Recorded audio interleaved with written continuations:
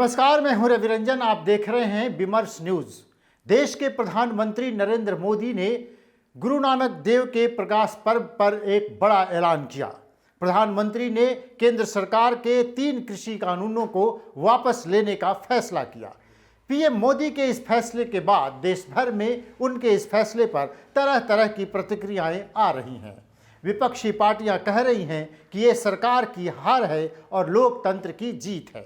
इसी तरह से बिहार की राजधानी पटना में आम लोगों ने पीएम के इस फैसले पर अनेक प्रतिक्रियाएं दी हैं। बिहार के मुख्यमंत्री नीतीश कुमार ने भी अपनी प्रतिक्रिया दी है। तो सबसे पहले सुनते हैं देश के प्रधानमंत्री ने आज देश को संबोधित करते हुए क्या कहा। दिए के प्रकाश जैसा सत्य कुछ किसान भाइयों को हम समझा नहीं पाए। आज गुरु नानक देव जी का पवित्र प्रकाश पर्व है। ये समय किसी को भी दोष देने का नहीं है। आज मैं आपको, पूरे देश को ये बताने आया हूं कि हमने 3 कृषि कानूनों को वापस लेने का, रिपील करने का निर्णय लिया है। चलिए, प्रधानमंत्री कह रहे हैं कि ये 3 कृषि कानून छोटे किसानों के हित में बनाई गई थी और हम अपनी बात लोगों तक ठीक से पहुंचा नहीं सके, या कुछ लोगों को ये हमारी बात समझ में नहीं आ सकी। फिर भी हम किसी को दोषी नहीं मानते और किसी पर अपनी शिकायत नहीं रख रहे। प्रधानमंत्री ने ये कहा कि अब ये फैसला ले लिया गया है कि तीनों कृषि कानून को इसी महीने संसद के सत्र में आते ही इसको वापस ले लिया जाएगा, इसको रद्द कर दिया जाएगा। इस पर बिहार के मुख्यमंत्री नीतीश कुमार, जो पिछले 2 दिनों से दिल्ली में हैं, उनसे पत्रकारों ने जब बात पूछी तो नीतीश कुमार कन्नी काटते हुए दिखे। सुनिए नीतीश कुमार जी क्या कहते हैं। केंद्र सरकार ने 3 कृषि कानून बनाया था और ये केंद्र सरकार का निर्णय था। अब इसके बाद अभी आज ही आदरणीय प्रधानमंत्री जी ने खुद इसको घोषित कर दिया कि हम इसको वापस ले लेंगे इसी अगले सत्र में ही। तो जो निर्णय उन्होंने लिया उसको वापस लेने का किया और बहुत ही स्पष्टता के साथ उन्होंने अपनी बातें रख दी कि हमने किसानों के हित में किया, लेकिन सब लोगों को हम समझा नहीं पाए तो हम वापस ले रहे हैं।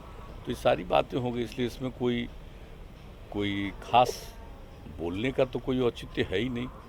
जिनको निर्णय लेने का अधिकार है उन्होंने पहले निर्णय लिया और बाद में उनको लगा कि अब इसको विड्रॉ करेंगे, उन्होंने वापस लेने का निर्णय किया। बिहार की मुख्य विपक्षी पार्टी राजद ने प्रधानमंत्री के फैसले पर जोरदार हमला किया है। राजद ने कहा है कि जो फैसला बहुत पहले लेना चाहिए था उसे लेने में देरी की गई। उन्होंने, राजद के प्रवक्ता ने ये कहा कि 700 किसानों की मौत के बाद जो फैसला लिया गया वो पहले लिया जाना चाहिए था और जो लोग मर गए और उनके परिजनों को, उनकी विधवाओं को प्रधानमंत्री पहले जवाब दें।